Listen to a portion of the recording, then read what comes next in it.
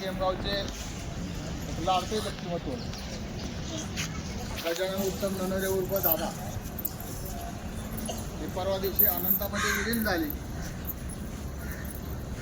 आणि सगळ्यांच्या मनाला एक चुरका लागला की केममध्ये असणारा एक जाणकार माणूस आज आपल्यातून हरपला. त्यामध्ये त्यांच्या स्वभावाचे अनेक व्यक्तिविशेष आणि पैलू त्यांच्या स्वभावामध्ये होते.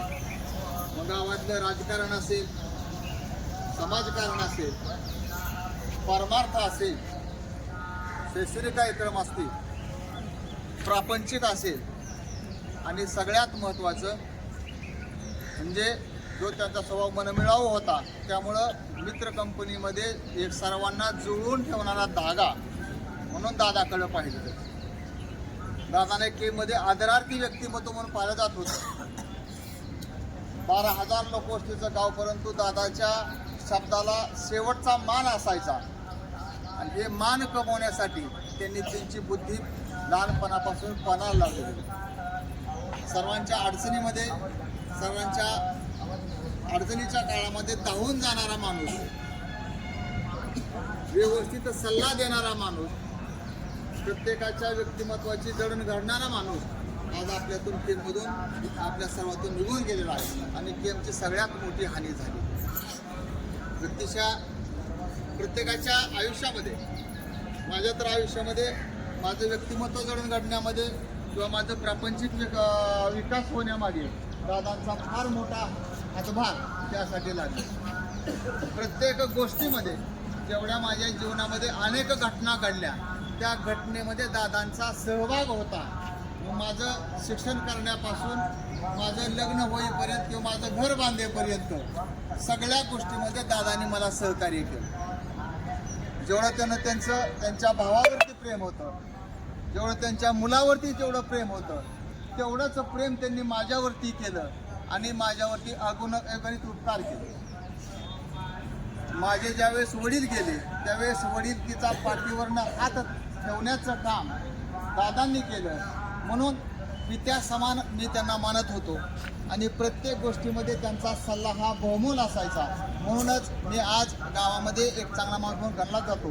त्याला कारण एक आहे की दादांनी माझ्या पाठीवरती, माझ्या मस्तकावरती जो त्याचा आशीर्वादाचा हात ठेवला, ते माझं व्यक्तिमत्व घडवण्यामध्ये त्यांनी फार मोठा त्यांचा हातभाग आहे. म्हणून माझं कुटुंब, मी स्वतः वैयक्तिक माझं कुटुंब आणि या गावकऱ्याच्या वतीनं मी त्यांना त्यांच्या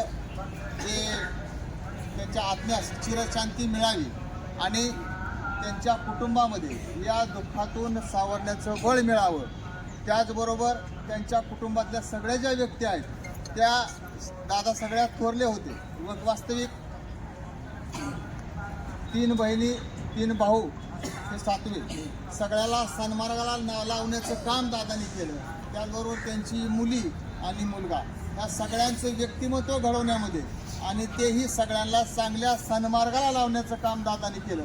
हे फार मोठा कुटुंबवत्सल माणूस की ज्या माणसानं आपल्या कुटुंबासाठी दररोज पहाटे 4ला उठून संध्याकाळी 9ला घरी येणं, अशा प्रकारचं अप अँड डाऊन करून नोकरी केली व आपल्या कुटुंबाला मोठं केलं. प्रत्येक त्यांचा भाऊ असेल, त्यांच्या बहिणी असेल, या सगळ्यांचं पालकत्व दादाने स्वीकारलं होतं. म्हणून आज सगळ्यांचा बाप आज गेला असं म्हणलं तर वावगं ठरणार नाही. म्हणून आज त्यांच्या आत्म्यात चिरशांती मिळावी यासाठी मी आपल्या सर्वांच्या वतीनं आणि माझ्या वैयक्तिक कुटुंबाच्या वतीनं त्यांना त्यांची चिरशांती मिळावी, त्यांना परमेश्वराच्या पायापाशी जागा मिळावी अशी विनंती करतो आणि त्यांना मी माझ्यातर्फे आणि माझ्या कुटुंबातर्फे श्रद्धांजली वाहतो.